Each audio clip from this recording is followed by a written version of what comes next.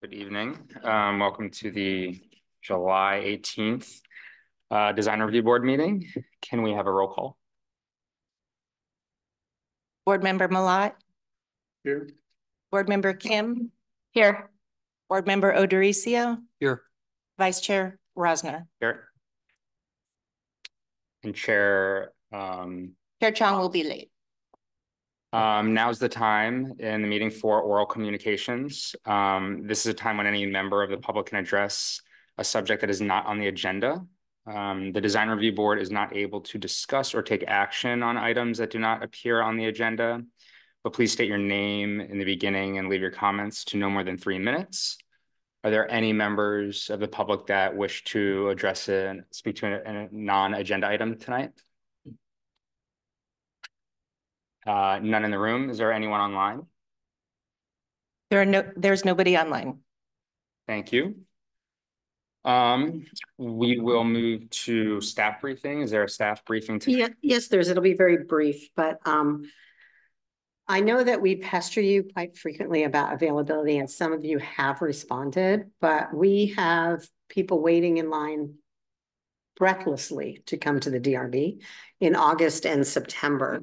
So if you could respond to Chris the beginning of next week as to your availability on those particular meetings, it'd be really helpful so that we know we can set things up. Chris, I didn't get the email because my email's not working. Sorry about that. Okay, we can talk after the meeting. And if you need your email fixed for the town, let me know so we can have. I think I do because Okay. I haven't gotten an email since June. So Oh, really? yeah. Oh, well, that's an issue. All right, so I will make sure that I take care of that first thing Monday morning. Okay. And that's all I have for tonight. All righty. Next, we will move to the adoption of the minutes for, I believe, June 6th and 20th. Are there any edits that anyone would like to bring up to the minutes or a motion? I'd like to move to adopt the June 6th and June 20th, 2024 minutes. We have to do those separately or? All right. I believe they have to be separate. Yes. Adopt the June 6th, 2024 minutes. Second. All right. We will do a voice vote to adopt the minutes for June 6th. All in favor? Aye. Aye. All opposed? Abstain. Wasn't here.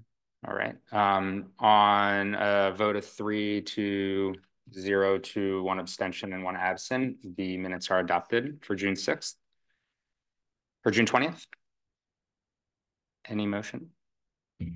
Move to adopt the June 20th, 2024 minutes. We have a second. We'll do another voice vote. All in favor? Aye. Aye. All opposed? I'll abstain. One abstention. Again, 3-0 to 1 abstention and 1 absent. The minutes are adopted for June 20th.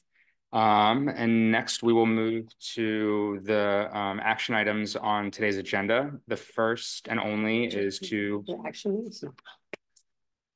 consider transitioning the Design Review Board minutes to action style minutes. Am I looking for a staff to? Do you want a briefing? I think it was pretty self-explanatory within the staff report. The basic reason for this is we don't really need to be doing this sort of, it's not even verbatim because we do make changes to it once we get it for grammatical or we move certain items out like and things like that. So this would be highly more efficient and cost effective for the town, and it is perfectly legal. For accessibility reasons, can you transcribe it through AI? Yes, that's what we're working on. So it's also that there is the YouTube has all of that feature. So that's what we're doing with the council minutes. That sounds like an efficient use of resources and meeting accessibility issues. I think that's a great idea. I just have 2 very minor questions. What will, I saw in the briefing, it was a recommendation for us to move to a determine the type of minutes. Is this action versus brief summary that the department's considering, or? We're considering the action minutes because what's most important for the record is that we know how the vote went and who voted what, and then we have a brief synopsis in there that says what the recommendation might have been. Those are the relevant things. If somebody wishes to hear a more verbatim recap of the meeting, they can go onto YouTube and listen to it, both video and audio. And so we're looking for a more succinct synopsis. They do this at town council. There's a feature on Zoom, since we're recording all of these, there's a feature in Zoom for automatic transcription. And you can do that with, Yeah, we place everything on YouTube as well. okay. How long do you keep the transactions Video. on Zoom? Are they on? in I don't think they ever go perpetuity? off. Okay. Yeah. So the retention period for In right other words, now, yeah, you'd be able to, so it's like a YouTube, they just keep them as a record. okay, We used to keep it on Granicus, which was very cumbersome for people to use. Had a lot of times where you would go into the recording and it would stop or it would pause, or we had a lot of issues. So YouTube seems to be pretty seamless and they keep it for. do So we we have- have backups on like on our own servers, or I'm just want to understand the potential of them being lost forever. I don't. Do you me want to to go ahead? explain? Yeah, sure. Because I don't think they can get lost. So after the meeting, I go into Zoom and I download both the audio and the video and I save it to the shared drive. Okay, And then I upload it to the website and they've been archived for years. You can go back and look at a meeting from 2012. It's got the date, it's got the agenda, it's got the minutes, it's got the video. So they're there forever. well, It's just the live meeting, so everything is accurate. So that if we, so that's the legal thing, that if we go to court, was what would be used. okay. So the action items from this board, is it a motion to? We don't even really need a motion as much because there's no resolution to adopt. I need to know that you have a consensus that you're comfortable with moving to the action style of minutes as opposed to what we're doing currently. Would the board like to do does anyone else have any other questions before? Recommendation. I move to consider transitioning our minutes to action style minutes. Do you have a second? Second. All right. We can do a voice vote. All in favor? Aye. All opposed? None, and one absent. 4-0 to 1 absent. We accept the recommendation to move to action minutes. All right, on that note, we will now get to public hearing number 1, which is 118 Lightford Drive. If the applicant wishes to come to the podium, the desk, microphone, you'll have 20 minutes for a presentation, up to 20 minutes to have a presentation. After that, we'll open for public comment. Is that on? And yes.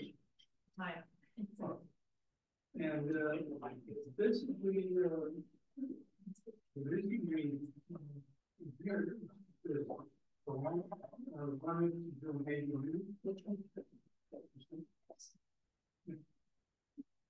Should I start over?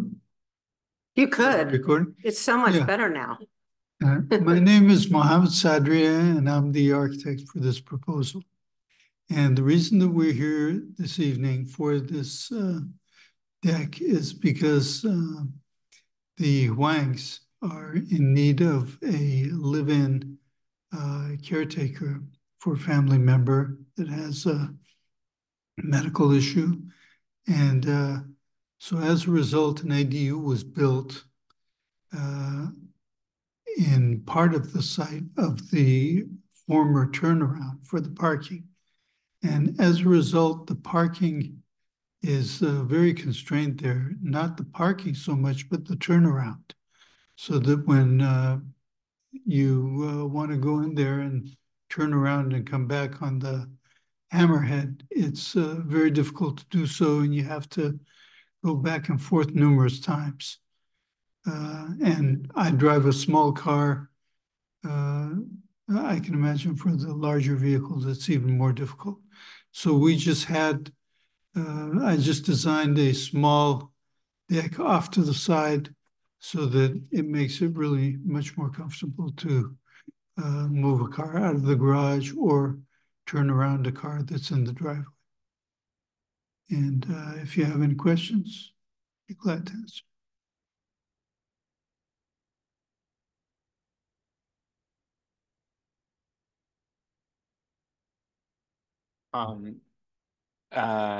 Does anyone of the board have any questions for the applicant or staff? Quick question. I saw the birthday ribbon marking the location, and what's the materiality of that? It's just going to be open underneath, right? So it's just a wooden deck, I presume, or is it a concrete deck? I think that we're gonna do a metal deck there so that it would be more permanent. Okay. Metal deck with concrete on top. Slab on top of metal. Okay. There's no screening on the downhill side that I saw, so you're not proposing to close the deck with a trellis or anything? We could, but I think the site is such that maybe the open might be a little bit less bulky. Okay. Thank you. And there's a window that's going to get covered, right? Correct. Yeah. Okay.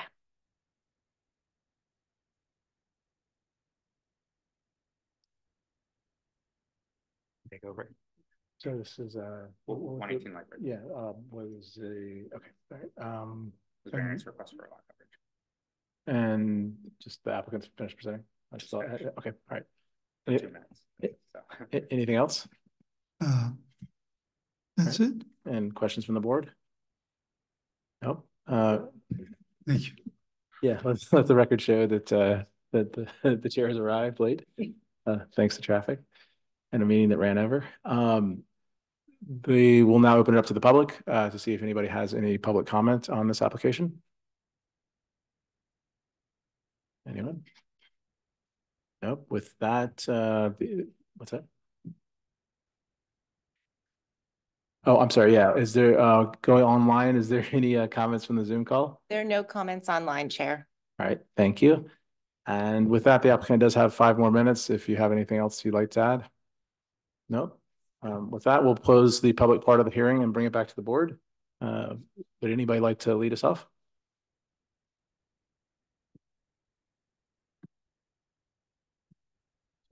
I think I can make the 4 findings for the lot coverage variance. All right. Jim? No problem with this project. Support it. All right. Can make findings. Likewise.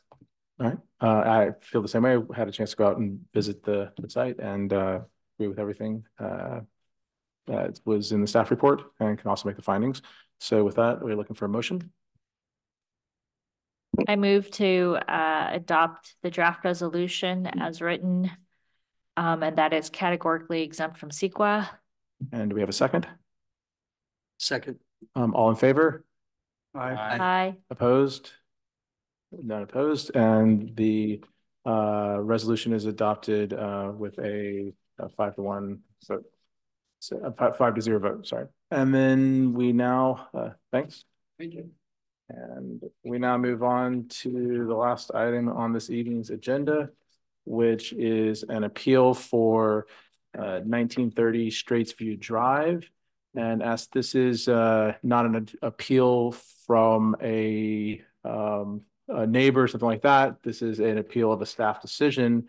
If we could maybe just get a quick recap of how long each party has to present. I think what we did was we did provide to you the appeal procedures in front of your dais or on the dais there. And so right now, if you wish for me to make a presentation, I could do so. And then the appellant has a right to speak after that. And then, you know, we go back and forth that way. At the chair's discretion, you can give the amount of time that you wish to give both myself and the appellant, or staff a different one, then however you wish to do it. And then there's members of the public that may wish to speak. So we usually allow 3 minutes for that. And then the applicant is allowed to rebut. Okay, so with that, we'll begin with the first line, which is town staff may make a brief, approximately 10-minute presentation of the matter, and see if we have any questions. Okay, just a moment while we put it up. I have just a very brief PowerPoint.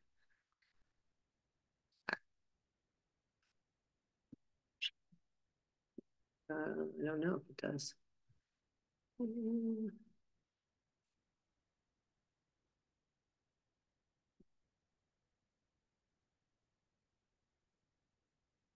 Be sharing. Oops.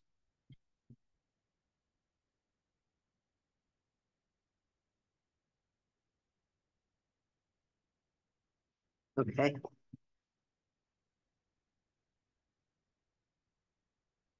Good evening, board, and the community that's here, as well the community online. This is an appeal of the 1930 Straits View Drive. And what we wanted to talk about first is, what is this project and why is this before you? So there was a request, an application to increase the height of an existing wood fence.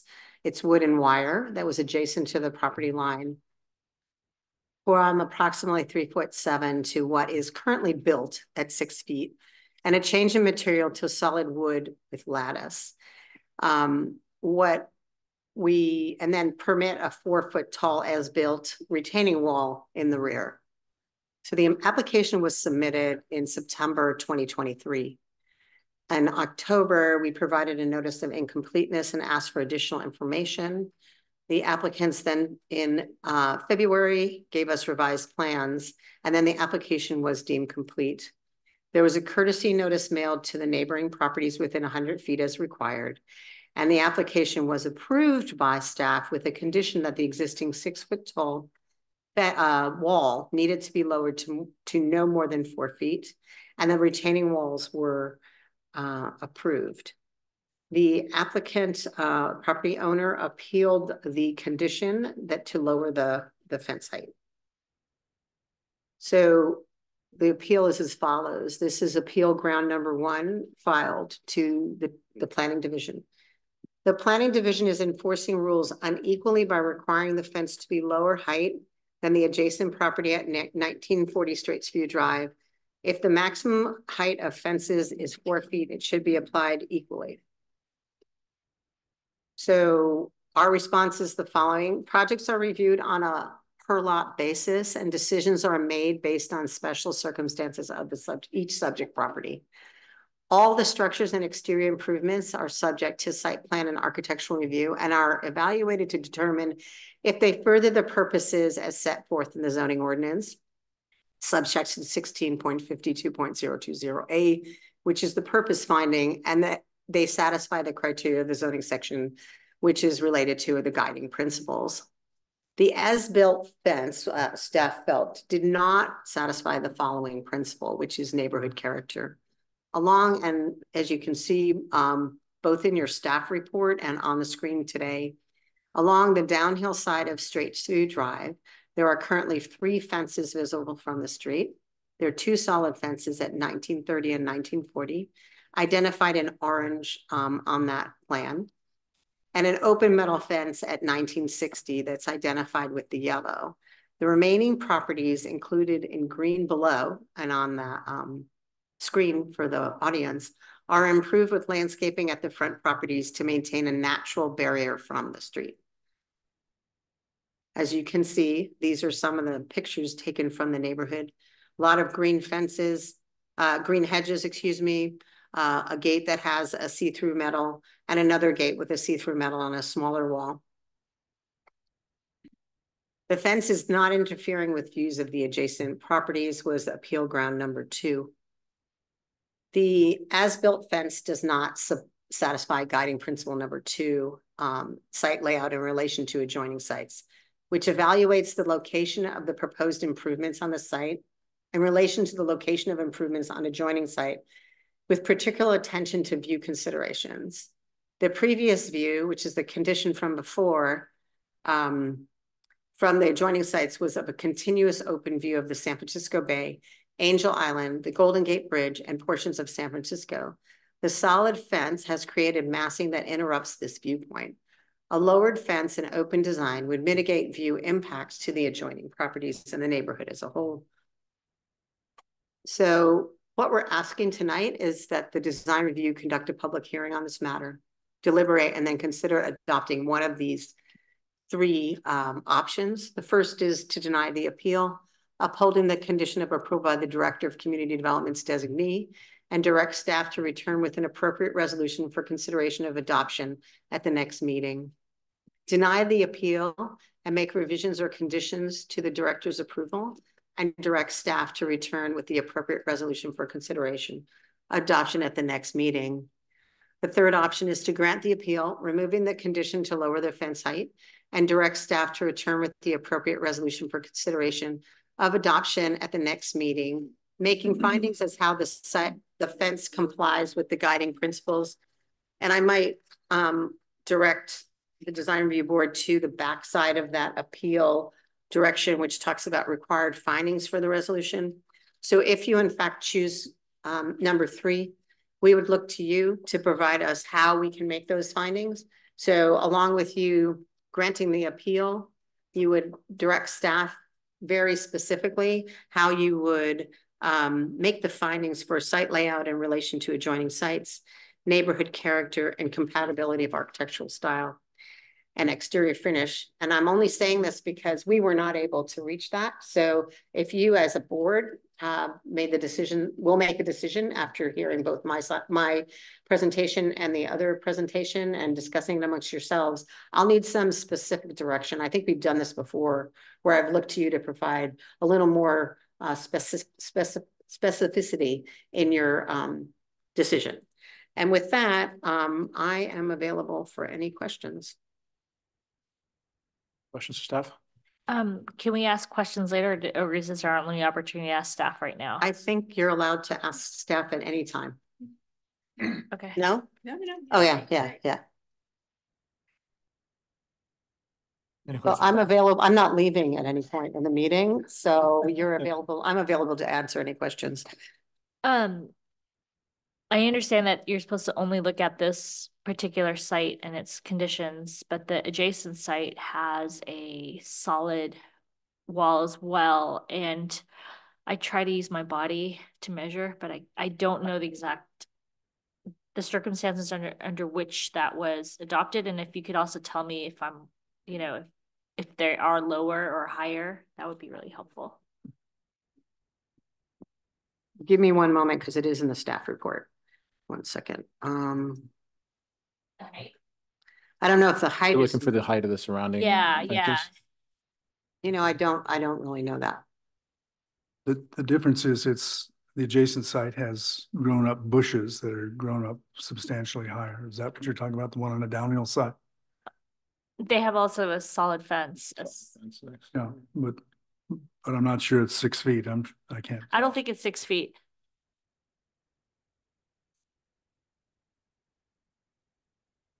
I think what we focused on, Board Member Kim, is looking at this, as I said in our presentation, on a case-by-case basis. And this other one was approved prior to at least 7 years ago. And so there are, let me see they're finished talking. So we would look at this, it doesn't really come into our discussion unless every single one of the frontages has a fence. Hey, let's hold the conversation until we do the, So I think, I understand what you're saying with respect to the one adjacent to it. I think what we're concerned about is that you're creating a wall of fences. So I'm not going to make the person next door take it down, but if we have an opportunity to lower it, at least they can still have that barrier. One of the other things that we should also note is that it is in the right of way. We have allowed fences in the right of way, and they're generally at 42 inches, and it has to do with safety, especially if there's a sidewalk along the edge there. So we have allowed that. It's not prohibited or unusual to approve them in the right of way, but it is in the right of way. How far into, I saw that, and how far into the right of way is it? Well, the sidewalk itself is in the right of way, so it sits right behind it. So I don't actually know the dimensions, but we know that it is in there. It's meaningfully in there. Yes, it's meaningful in there. Okay, Yeah. thank you. I don't have the plans in front of me. Any additional questions for staff? All right. So with that, we'll move to the opportunity for the appellant to present. You have up to 10 minutes, and your 10 minutes could be divided amongst multiple speakers if you'd like, and any questions that we might ask won't come out of your 10 minutes.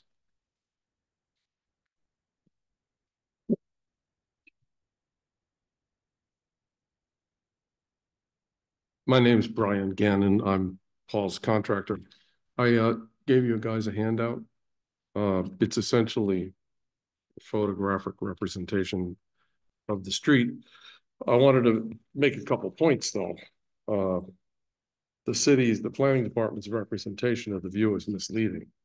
The first photograph is very close to the photograph taken by the city. They went up on the hill on the opposite side of the street and took that photo, so you see the bay. And then the photo they took of Paul's fence, they went down on the street on the opposite side of the street where they streeted, and they took a picture of the fence like it was the Great Wall of China. And it's not. If you took it, that's what this shows. This first photo shows his fence from the same vantage point that the city took their photo. And it hasn't interfered with the view at all, if you take the photos from the same place.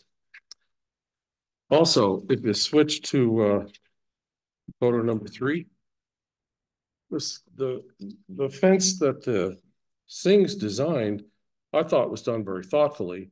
The top foot is open to view. You can see it. You can see they deliberately did that, whereas the fence on the property adjacent does not have that. And they're all 6 feet tall. They step down like this. They all maintain a maximum 6 foot height. And on Straits View, what's also characteristic of the street is the driveways. This photo number 4 are open because you can't grow a hedge in front of your driveway. And then if you look at photo number 5, which is a duplicate of what photo you've already seen, that's going down the street. That hedge is about 80 feet long and 10 feet high, and it's a solid wall. There's no view at all.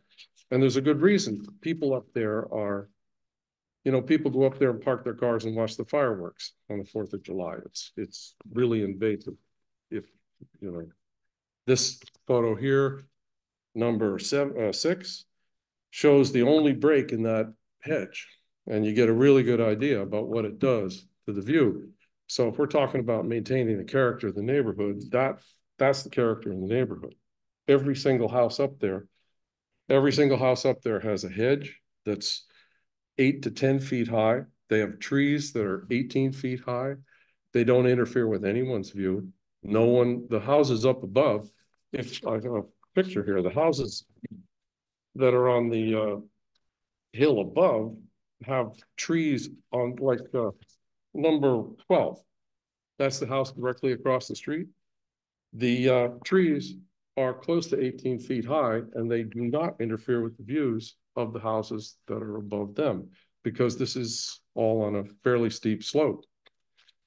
And that's characteristic of the entire street. This house, 1960, you can't even see the house. And this is, I didn't measure it, but I'm going to say the frontage on that property is 70 or 80 feet, and it's just a wall of foliage. The only break is the last photo shows their gate, and it shows the hedge on the other side of it. So like I said, the driveway, it's typical up there. You leave your driveway open and you put a hedge on either side.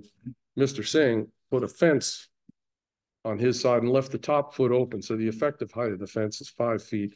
And I refer you again to this first photo. And his house, everybody up there, and we gave you a petition. We submitted to the neighbors. We went to their houses. There isn't a single person, they like his fence. So there's no neighborhood objection at all. And again, if the rule is to keep with the character of the neighborhood, the character of the neighborhood is everyone up there, upslope or downslope, has a vegetative or a fence or a combination in front of their property. And I think Paul's fence, the Singh's fence, is actually better looking than a 10-foot tall hedge would be. And from what I'm hearing, a 10-foot tall hedge is okay. Oh, and the sidewalk, that city right away, the property line for these properties actually goes to the middle of the street. And the property line is pretty close to where the end of the sidewalk is, and it's a wooden sidewalk. And his fence is on the inside, and that fence has been there since 1955. He just made it 2 feet higher and made it solid, but left the top 1 foot open. And the only people that are affected at all is the guy driving the Amazon truck down the street, or the neighbors who don't mind the fence, or whoever. There's no a pedestrian walking down the street. And probably the people that were going up there to park there to watch the 4th of July fireworks lost their spot to watch the fireworks from too. So we think the city, the planning department, is overreached on this one, and that the street would, a profile would look like this, then you go down to Paul's house like this, and then everybody else's house goes like that. And it's an unequal enforcement of the rule. Thank you. Thank you. Any questions? Any questions for the appellant?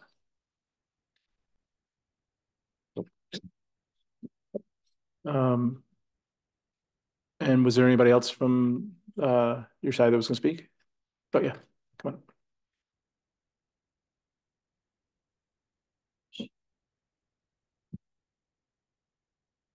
Good evening, everyone. My name is Satpal Singh. I'm the owner of the house on 1930 Straitsview. I've been there in Tiburon for 20 years, 10 years at this address.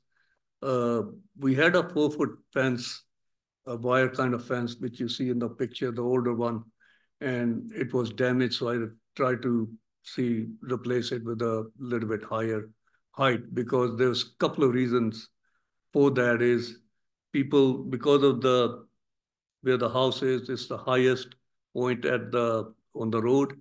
So people would come in and take photographs, and the fence wasn't there to protect them in case they toppled over, and who would be responsible. That was one reason. And also the deer was coming in. I had a lot of problem with it, because we have right after the fence, there's a slope, like a 20-foot drop. And I didn't want any animals or humans or anybody to get damaged and start suing me. And the fence is built in originally the same place, just a little bit higher. District 5, they didn't have any problem. The city sent emails to the neighbors twice, and nobody had any objections. I went to the neighbors' houses, asked them if there's any problem with my fence or if they have any objections. All of them said, we are surprised at why the city is making you do this and go through with all this. It doesn't make any sense. And so I would like to know, why would it be me only? And what about, is the law different for the other people? And for me, is it different? I think it would be fair to consider that all that into consideration, and approve my fence. Thank you very much. All right, thank you. Any questions for the appellant? I guess I had just a quick one, which was, a lot of times we see fences that are, solid and close to the road. A lot of times people will do plantings in front of them to kind of soften the fence. Is that something that you would consider doing or would consider doing? Was this? Yeah, so that, and I know there's a I know there's a sidewalk there, but Right. again, it seems like that's a sidewalk that's almost like a piece of a sidewalk. I don't know if it's It's on the side and even that is rotten wood. And I'm willing to replace that too if it does any damage. But the actual fence, which was 4 feet high, wasn't securing my property, and I didn't want all these problems, somebody falling over. I don't know if the city noticed if there's a big drop, if you lean over, taking a picture or doing whatever. And there's a lot of robberies going on now. There's a house break-ins have increased in that area. There was a house in Mountain View a couple of months ago. They broke in. So I want security and safety for me and my family. And that was one reason that okay. I thought it would, help me out. And okay. Want to sit? If you're going to come up and say anything, you have to come up to the microphone. Yeah. That's my wife. Introduce yourself. Thank you. Yeah, sure. Thank you. Hello, everybody. Good evening. My name is Raj Singh. I'm Paul's brother. Just had a couple of quick points that just wanted to clarify for you. One about the side. But just from a time check standpoint, we're at 10 minutes, 30 seconds. I know I consumed a minute and a half or two. I'm going to be very question. quick. Yeah. So the sidewalk in front of their house, that's the only property that actually has any sidewalk in front of it. In fact, the neighbor's house, their fence butts out to where the sidewalk is. So if you understand what I'm saying, the fence is in a line here, and then there's like a 3-foot sidewalk in front of the fence. The next door neighbor's fence is in line with the front of the sidewalk. Does that make sense? Yeah. No, so, sorry. Yeah, I was just gonna say, I think we all went up there and visited. Okay, I think our plan is probably to pull up some. So that was Google just Street one of View the points that we were trying to say about, that the city had the problem about encroaching on the property and stuff. But nobody else actually has any sidewalk in front of their property. The second thing, yes, would be quite open to the thing about putting some sort of vegetation in front to mask that fence, to take away from the mass of it. If that's one of the main problems, we could maybe try and grow some bougainvillea that comes over it and softens it a little bit, if that's one of the issues too. Just to re-clarify, 2 of the main things. One was safety. As you know, there is a lot of crime going on right now. So the risk of somebody, it's a lot easier to get over a 4-foot fence than it is to get over a 6-foot fence. So that was one of the main concerns about putting that fence in. And the second thing was the animals. We actually had a deer that had jumped over that 4-foot fence at one time. And if you know, there's a steep drop on the other side of it, and it caused quite a lot of injury. So with a higher fence, it's a lot harder for a deer to do that. Those were just the 2 points I was trying to make. Okay. All right. Thank you. Thank you. All right. With that, we'll go to the next, which is the public. So if there's anybody here to speak, which doesn't appear to be, we'll go to the Zoom call. If you're on the Zoom meeting, please use the raise hand feature at the bottom of the Zoom screen to let us know, and we can let you into the room. Chair Chong, there's nobody online. Okay, thank you. So with that, the applicant is entitled to a 3-minute rebuttal if desired of any of the so it would be the applicant, right? Okay, yeah. So you have additional 3 minutes if there's anything that that you want to add.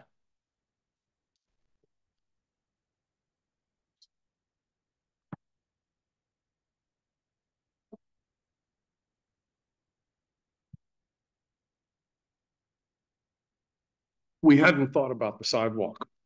We thought the city would want the sidewalk. If you don't want the sidewalk, we're happy to plant.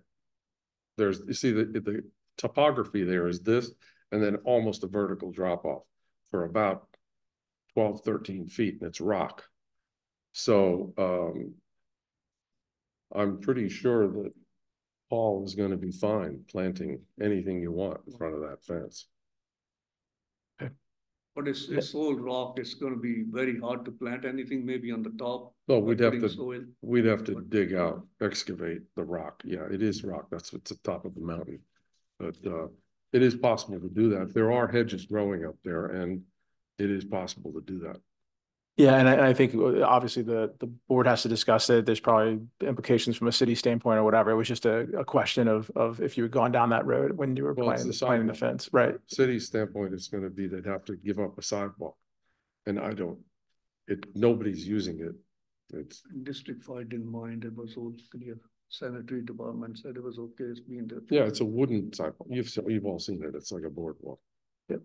That was my only thought. Okay. Anything else? I just want to point out the safety reason again. In case something happens, I mean, who's going to be responsible? The city's not going to be responsible. So that's the main reason also that I think you should all consider it. In case somebody does fall or even an animal or anybody like that, that's the whole reason that we did. We made it in the same place as it was before, in the existing place. It's not interfering with anybody. All the neighbors are okay with it. I went and got petitions and talked to them. And I've been there 10 years, everybody's fine. Nobody's put a complaint. And then I just want to know why the law should be different for me and not for somebody else, why they should have that. So I would like you all to take that into consideration. And okay. Thank you very All right, much. excellent. Thank you. All right. With that, we will close the public portion of the hearing. If there's any other questions I think that's the last item. So is there any other questions for staff? Yeah, the sidewalk. So it's an amenity for the public and it's been there, and removing that seems. So- What's the city, So I have not asked Public Works about that, but Okay. it is in the right of way. So whether or not they would be amenable to, I can understand the wanting to plant and soften a mass wall. I think it's a good idea. I think we would have to ask Public Works about that.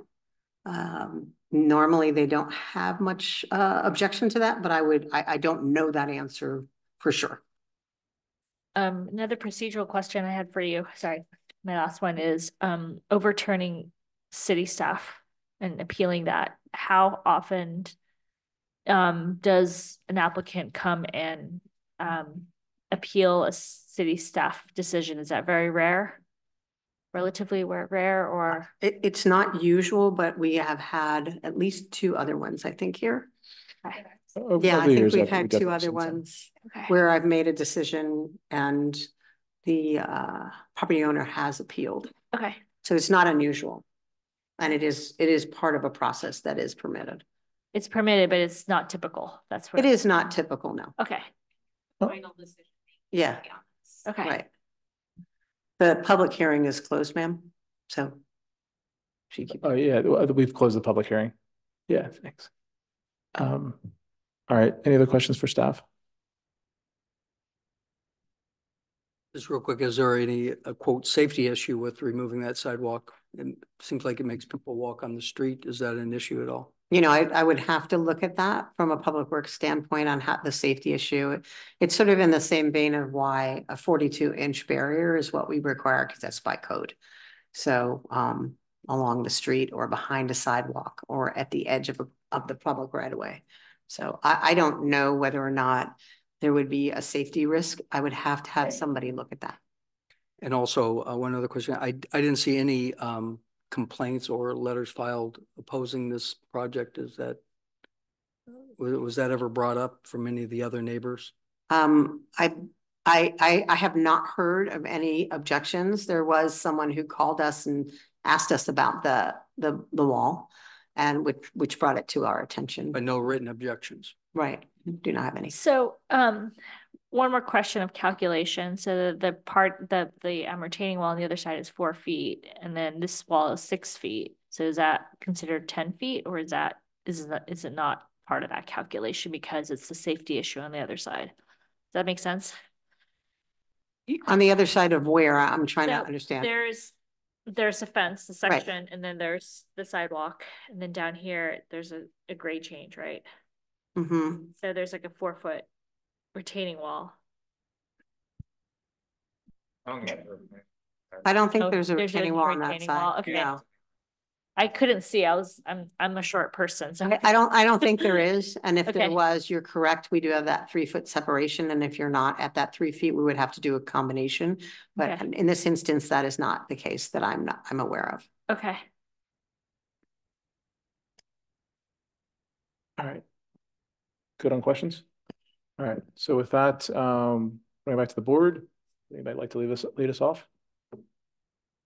Hold on. All right, fire away. This is a situation where the house and property are sited in such a place that they're attractive to other people in our town. And one of the reasons for this 42-foot or 42-inch high fence as being sort of the original standard, when these houses were built, there weren't all of these vegetations and trees and other things there.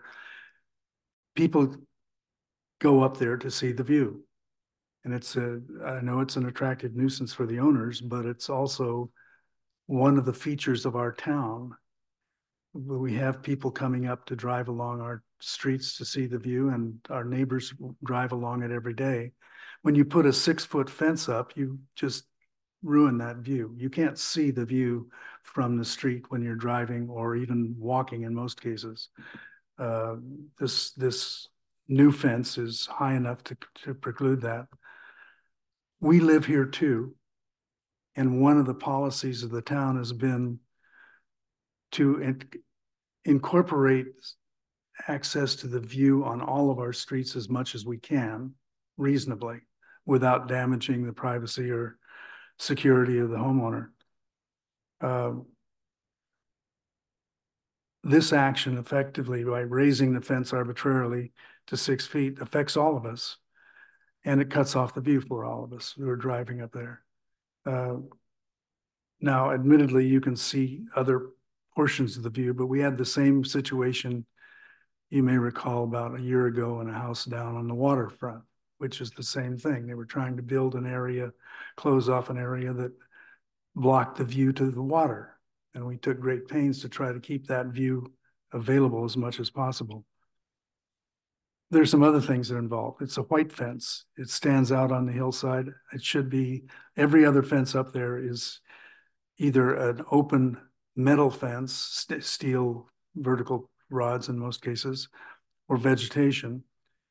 And you can see through those fences to a greater degree. I suspect that had this been built as a steel vertical fence, there would not have been an action here tonight.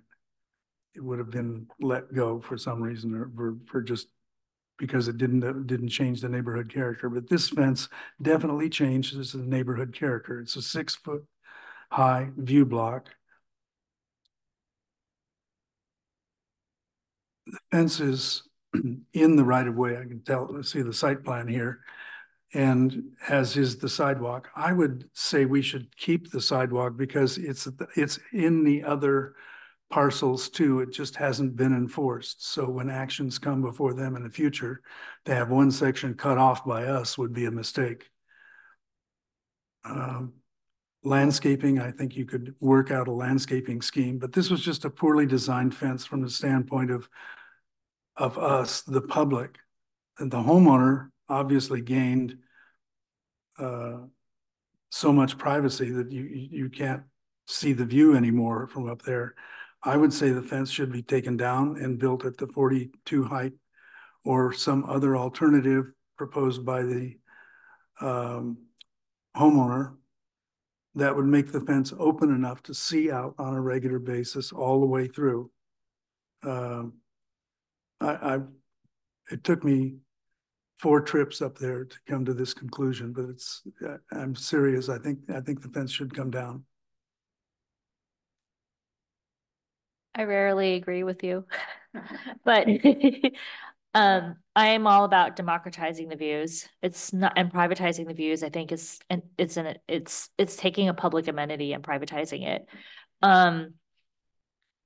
Not all fences are equal. So a fence that's constructed versus a vegetation fence, I think it's they're two different creatures. And so I think with vegetation, you can always remove it, whereas it's much more difficult with a constructed fence. And just because everyone has done it doesn't mean it's right. And I fully believe that it's actually, by doing this, what we will eventually see is that, well, they got it, and they got it. We'll have a huge wall and we won't have those views anymore. And that's going to be a really sad day. But I understand from a safety perspective, from the homeowner's perspective, like insurance claims, somebody trips, falls over the fence.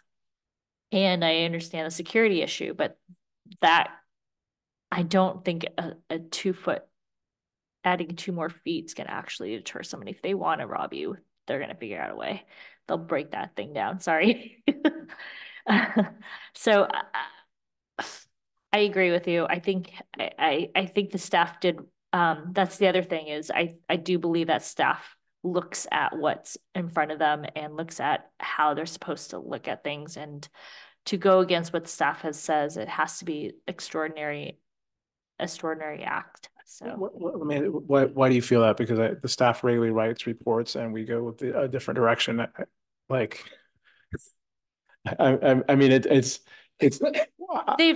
my starting point is like, hey, the staff does this for a living so that they have a professional perspective on it. But like, a good, I don't know, 20 to 30% of the applications that come through, we don't necessarily always agree with the staff report. But I think the staff reports are pretty, I usually read them as you give or take, like they don't really make a decision, whereas this is where they clearly had jurisdiction to make a ruling. So that's how I look at the staff reports differently from a ruling, because in the staff reports, I don't see a bias in there. Maybe there is a bias, but I don't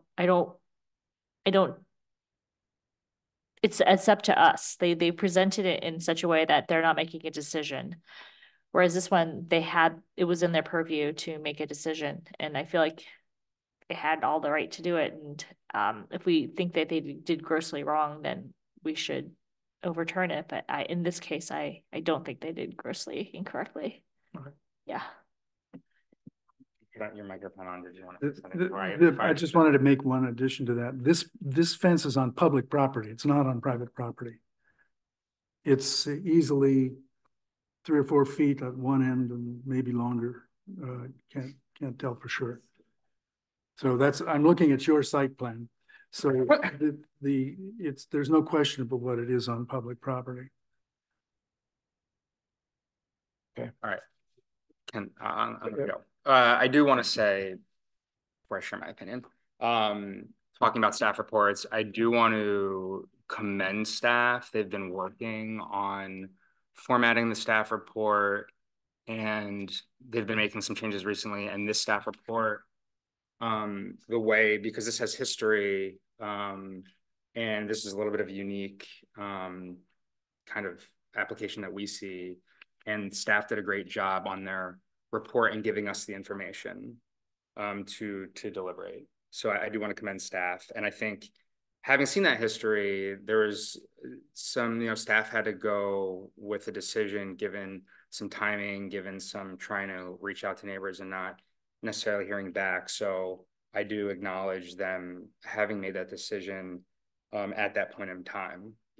With that said, I personally disagree with staff's decision, and then I disagree with the comments of my 2 board members that I respect wholeheartedly.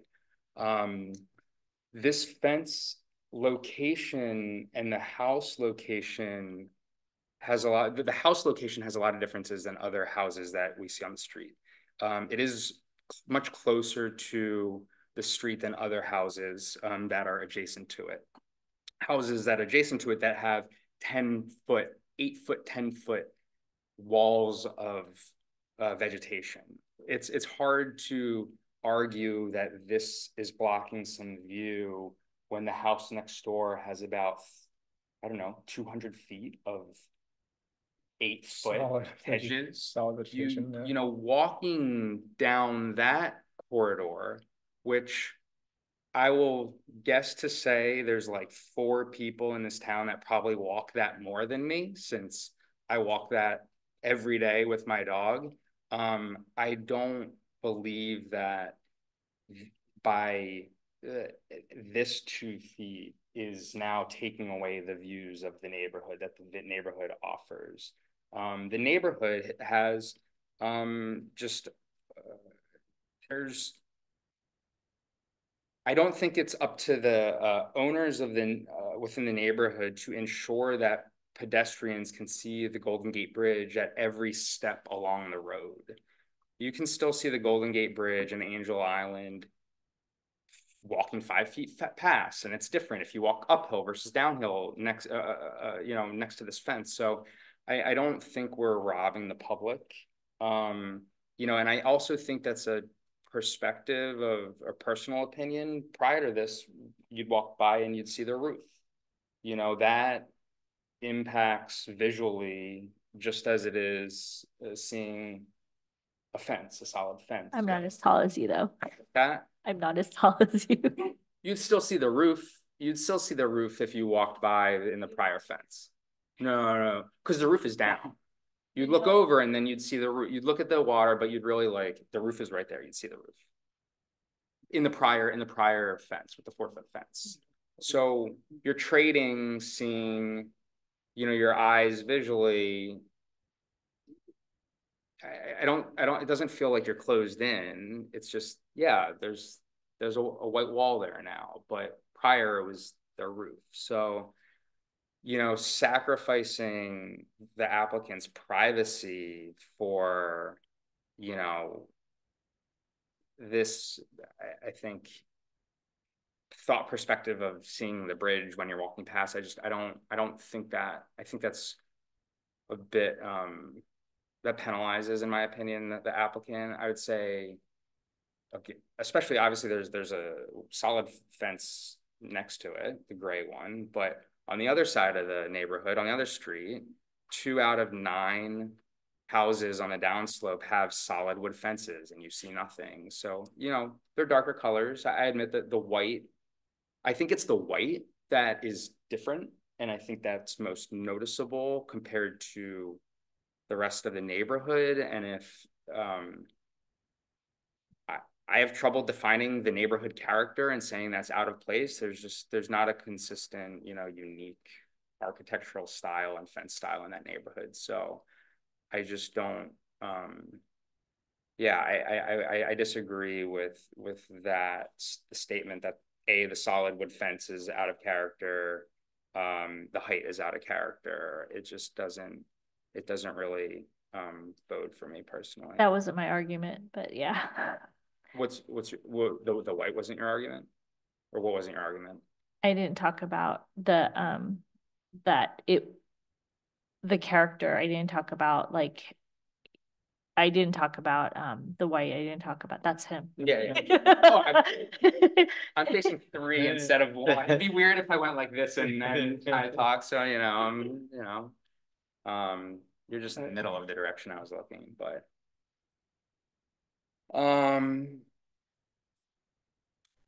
yeah, I mean, I could go on and on. I'm gonna let maybe Brian and Jim speak first before I keep going on, but Gotcha.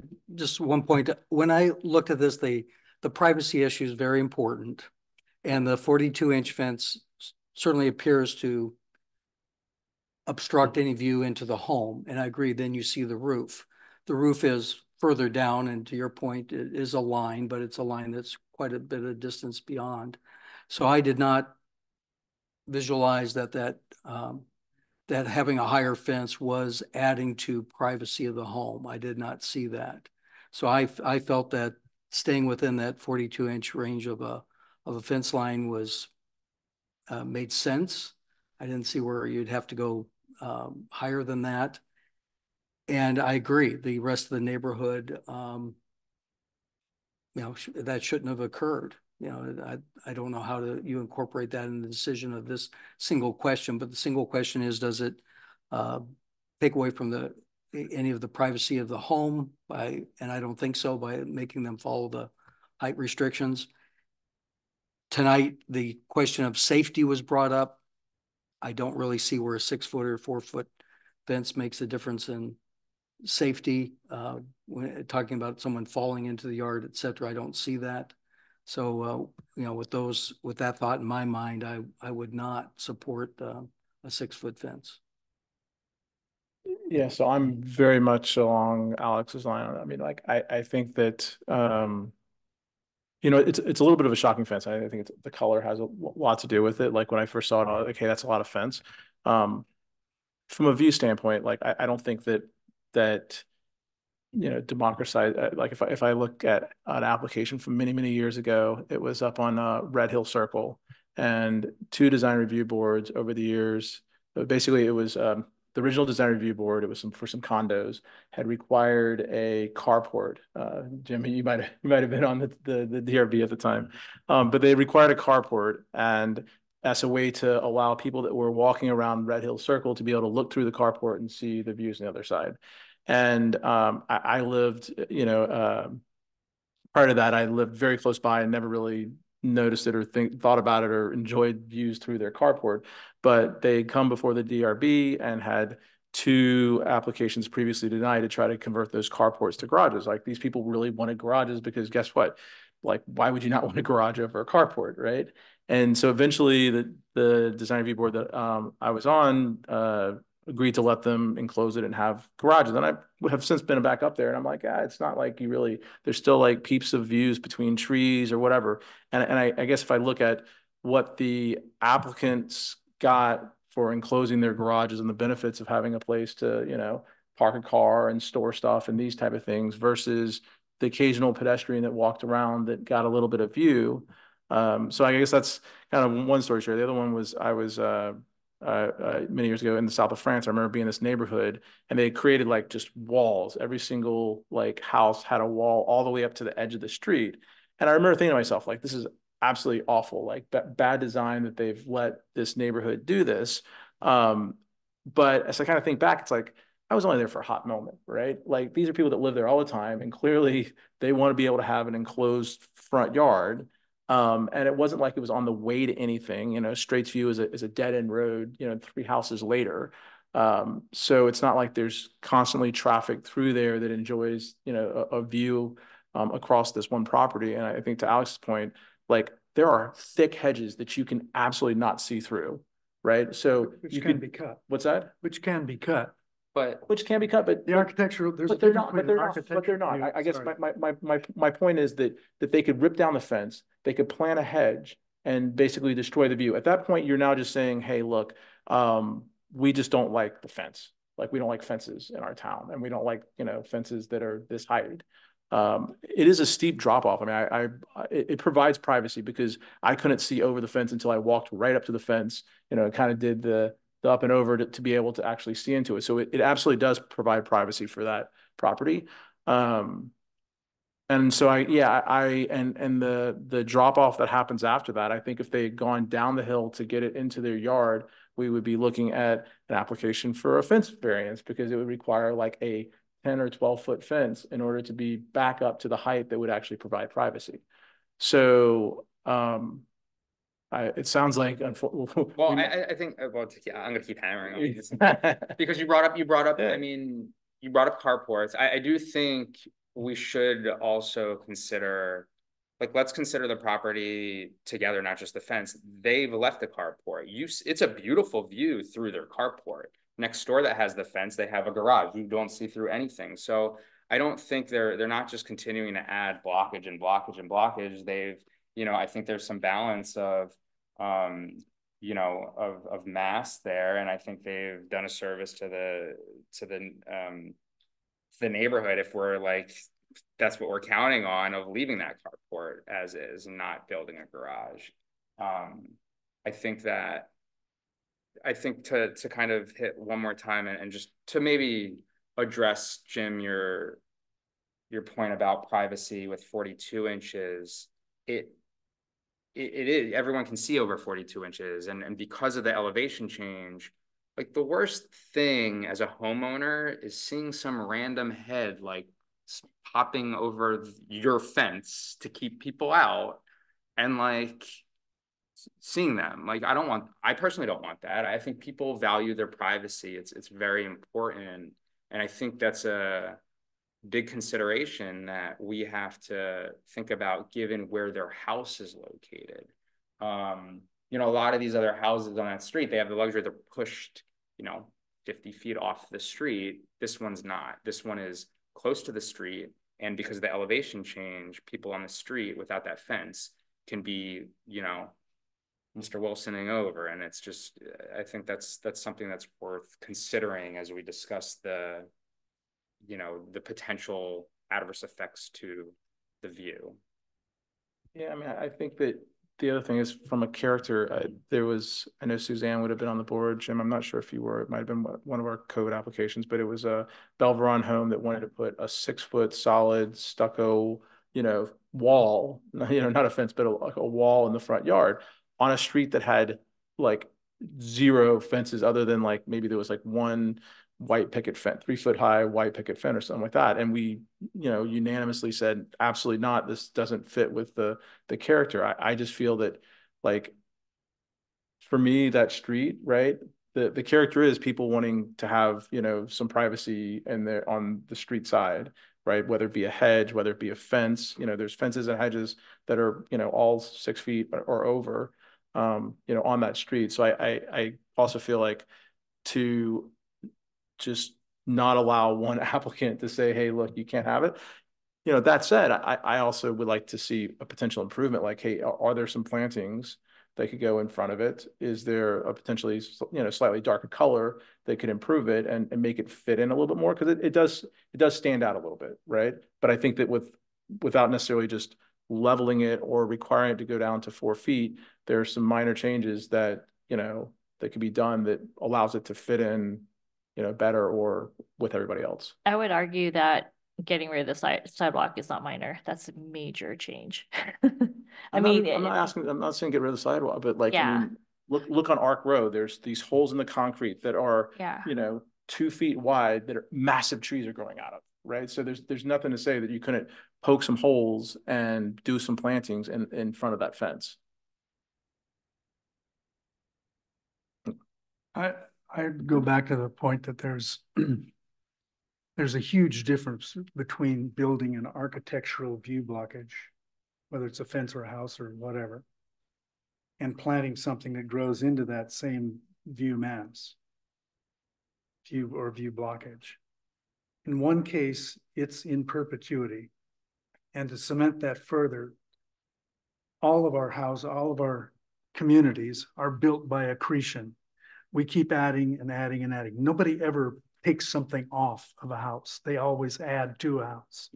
So the next step for that carport that is celebrated as being open is for them to say, oh, next door neighbor got doors on his, he's got a garage, I want a garage. So that's going to happen. So the cumulative effect of an architectural step like this is to close off that street to view by anybody else. And I just think it's wrong. I think that we, as our esteemed ex-leader said, democratizing the view is a really important thing in our community, and becomes more so as the town matures and everybody wants privacy, a fence, particularly the newcomers, interestingly enough. My next door neighbor, when they moved in 15 years ago, the first thing they said was, would you like to build a gate and a fence with us to close off our driveway? And I said, absolutely not. And they were shocked. Everybody wanted a view blockage, a security fence, but you don't need that in our town. It's the perception of loss of privacy rather than the actual loss of privacy that is happening here. You just said nobody walks up and down that street. Well, I'm sure there is probably at least one person an hour during the daytime that walks up there for exercise or other purposes. And at the same time, there's probably 2 cars an hour that come up and turn around and go back out of Straits View. But there's no need to close off the view completely for that purpose. I think I would support the difference between the old fence and the new fence. I would support it being solid up to 42 inches. I'm okay with that. I'm okay with that because that does help with the privacy issues. I would agree with that. First off, the people that are walking by every hour are the 67 construction workers. That's true, but that's who it is. That's their own. And there's also a trailhead at the end of the street. Yes, the people that are the neighbors that live there all have incredible views from their home. Like they don't need a view from the street. And the people that we're claiming need, like, who are the people that need this view, I guess? Hey, but the neighborhood, not including applications for the DRB. When was the last time you today? That neighborhood is not at risk of feeling like there are no views. Where this isn't like it's not like the neighborhood's a forest with like peaks of light and seeing some ocean, some water around like one corner. There's no reason to compromise another view. I live in a neighborhood just like that, and every year we lose additional view. There's no reason to compromise the view. But hold on a second, like the whole like guideline, the whole design guidelines, like when someone's building a new house is like, and what views should be considered important, right? And like it's out of your living room is like really important, but then out of like a back bedroom is not as important or whatever. Like it's like a ranking of like how important the view is from where you are. Like the street is like the street view is like not even on the list. It's like so far off the page that it's just it doesn't seem like it should be part of the calculus. That's absolutely wrong. The street view is why we live in this town. The fact that we can come into a town like this and it's beautiful everywhere. But part of keeping that beauty is this kind of thing. And I think the volume of people that enjoy that view is also an important consideration, right? Because if this wall was on a dead end street on the backside of Paradise, we'd all agree that like, hey, not a big deal. It doesn't really affect anybody. We'd probably approve it, right? Doesn't block a view. Right. Doesn't. Well, you know, let's say it does. Let's say, but it's like, it's a street that clearly nobody goes to versus like, I take into consideration more like the view that's, you know, as you leave town and come up toward Lyford Tower on Paradise Drive, like there's so much foot traffic through there, right? That the people that put a glass on the back of their garage and allow you to see the entire bay as you walk by, I think is more important. I guess where I put like Straits View and the kind of volume of traffic and the impact that it causes to people, like way lower on the list than like a Paradise Drive. It's closer to more like the backside of Paradise up a Taylor Road or something like that, where it's really just not going to be as impactful to people. But those glass windows at the back of the garages were set by the design review board years ago as requirements. Right, one after right. another after another. On a street, on a busy day, on a weekend in the summer has like 50 people an hour going by it, right? That's not Straits View. I don't think that the volume of traffic is as important as the fact that you kept the view. Once you get rid of the view, it's gone. It's gone. Period. It's gone forever. Just like the hedges cleared out the view for, I mean, again, here's what could happen, right? Like you could require them to tear down the fence. They could plant a bunch of hedges and we're right back where we started, like with just no view. And given it, like, there's an argument that like, hey, that's a softer, better way to do whatever, but it's also something that has the potential to grow up into the uphill neighbor's view. Which case the uphill neighbor can take action. Yeah, we all know how easy that is to do. Can't take action against the fence. Yeah. It doesn't block the view from the neighbors, though. Okay, well, we're not going to change. All right, so I think I guess we could call the question. I guess is everybody still in the same place? You're in the same place. What? So, is there any wiggle room above 42 inches? No.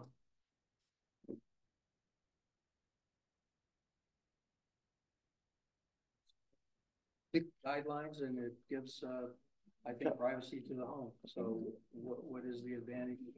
Jim, can you talk into the mic? Because I'm not sure we're going to catch you. Thank I you. just said that within the guidelines and it provides privacy, and I didn't understand the advantage of going higher.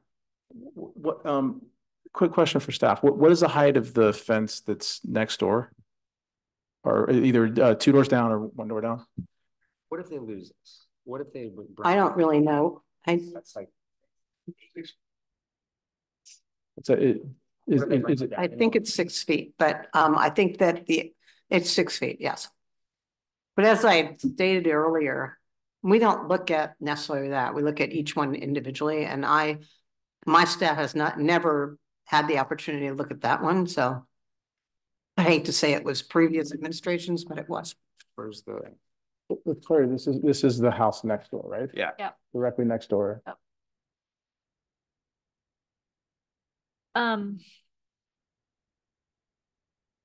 So what would the vote have to be to accept the appeal? Would you have to have a super majority? You have to have the majority, No, yes. Just a quorum? Okay. Mhm. I don't know what a super majority is though. Oh, no, it's not 2/3. Majority. Suzanne.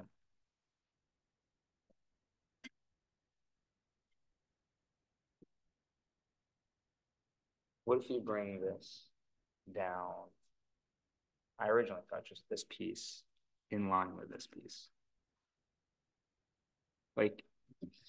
The other thing, if I might add, that I haven't heard, I don't know if you've considered it, but you hadn't heard. You know, it looks like board member Kim was saying and I think board member Adorcio as well, I could accept a 42 inch. What about if the remaining part was the see-through? So you had 42 solid, and then you had like, I don't know, deer fence, whatever, something that's more see-through, so the view blockage would not be the same. Would that be acceptable to the board? Combination of materials.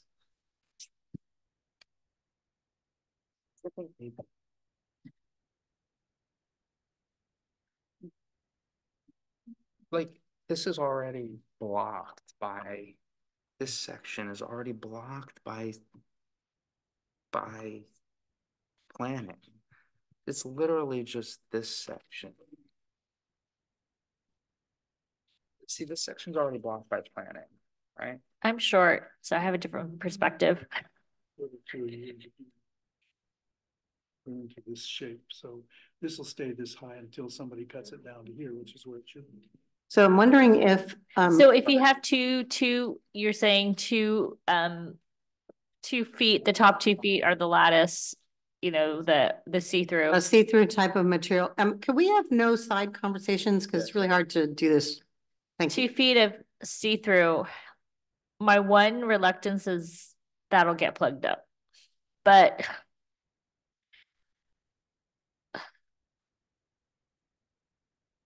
I don't know. I feel like we already have the votes. I hate, I don't know. So for clarification, my understanding from both the photos and the plan is that there are bushes and shrubs in front of this entire section of the fence. Are the folks that are anti-fence in favor of ripping down the fence that's behind the bushes? Like this whole section right here that has bushes in front of it. So the folks that are like lower the fence, does the fence need to be lowered in the section with the bushes? Just out of curiosity. If it came before us and it was an appeal on some basis to cut down the fence because it was over the 42-inch height, I'd make the same decision on that and say, plant your bushes again, start over. But this time keep them trimmed to 42 inches, which is what we should be doing on our landscape plans for other things, just as a side, because we have this 30-foot height limit in Tiburon, and we let our trees grow up to 70 and 80, yeah, 90 feet. And I deal with that every day out my window of the trees that grow up on Main Street. So like, but saying like, yes, we should keep people trimmed to whatever is like one thing, and actually having as a board being able to enforce that, it's another thing, right? Like, so Bushes aren't. So the lowering the height of the fence, it would need to be lowered also in the area behind that's almost not even visible behind the vegetation. Sure. But why? What, like, It's an intentional blockage of the view that damages the public viewscape. all right, so again, I like the next step is I like if there's not a change, like Alex and I are in the minority, so it would be a motion from somebody else. Well, then the question is from the three of us, do we want to deny with a condition to give to Dina? And one idea she threw out was the top two become see-through. I'd be willing to consider the 42-inch solid height, but there's no need to go to 6 feet for a metal fence of some kind or whatever. But I think that going to trying to degrade the town's own right of way by taking the sidewalk is wrong.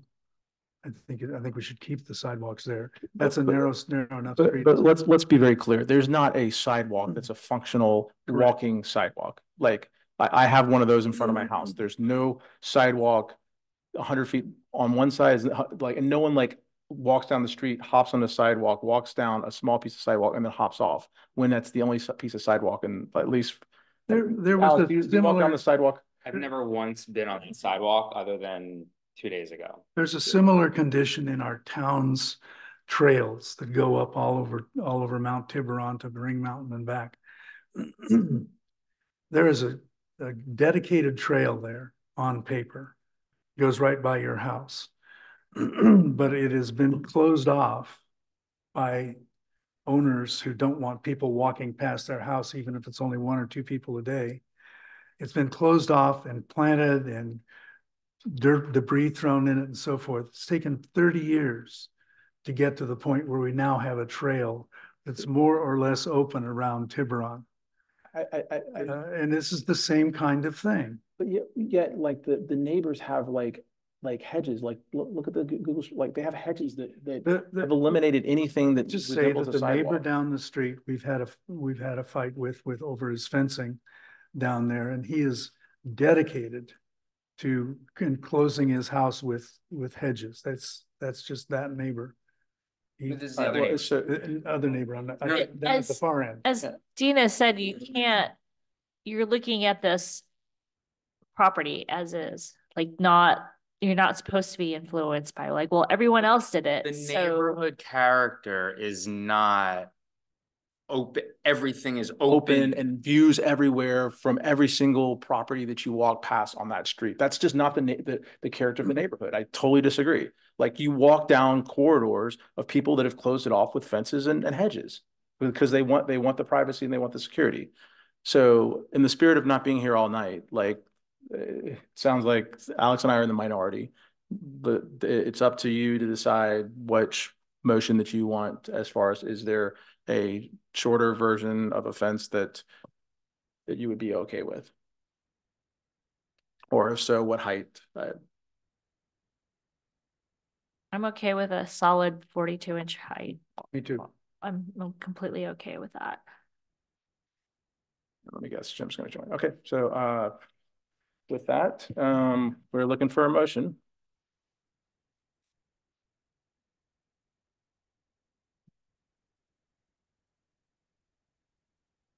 Not going to come from me. You're better at the appeal legals than I am. I don't know how to make a motion.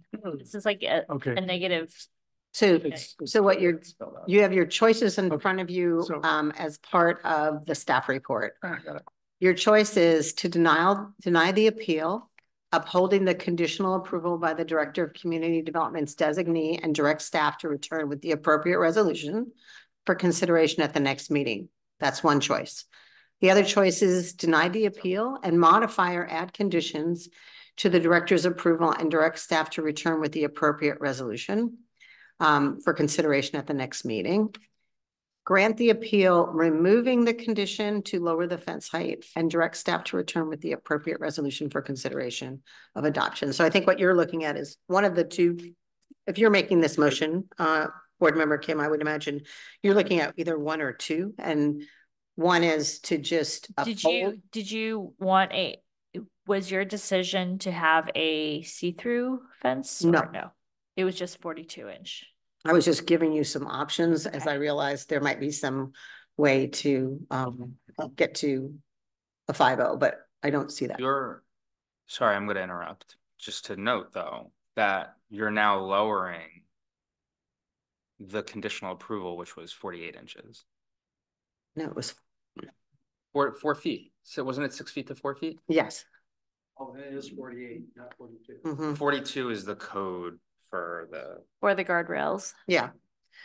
So we did lower it from 6 to 4 feet. So that would be what my designee decided upon. You don't know why.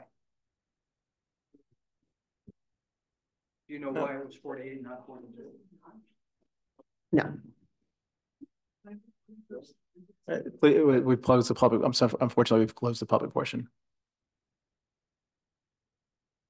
But I think that's a good question. Why code was 42, but they came up with 48. Why? So they have, I mean, in answer to your question, Board Member Rosner, 42 inches is what's required by the code. I don't know this, but the 4 feet was what was existing before, I believe, in the see-through fence. 3.7. I thought it was 3.7. Yeah. But you have every right in which to change that height as well. And because we're returning with a resolution, so any conditions you wish to change, we of course could do that at that time. I'm gonna keep put like the average height of a adult female is what, like 5'2"? Like I still can't. I mean, 5'4". So can we at least give them 5 feet? No, because you can't see over it either, 5'4". That means you're on here. You don't need that much height. All you're doing is taking more view away from the public that actually is. Hey, please. Yeah. So I would stick to the 42 inches, but I will go with 4 feet if you feel that's important.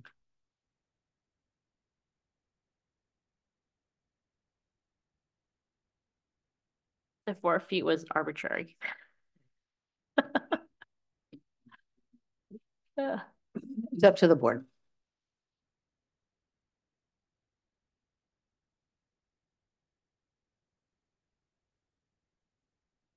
Want me to do it? Right. Okay. Think about it. All right. So I propose that the Design Review Board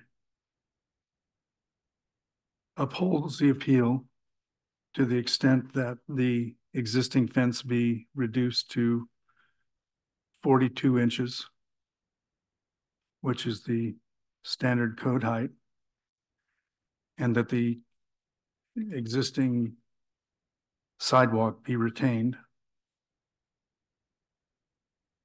and that the staff return to us to provide a resolution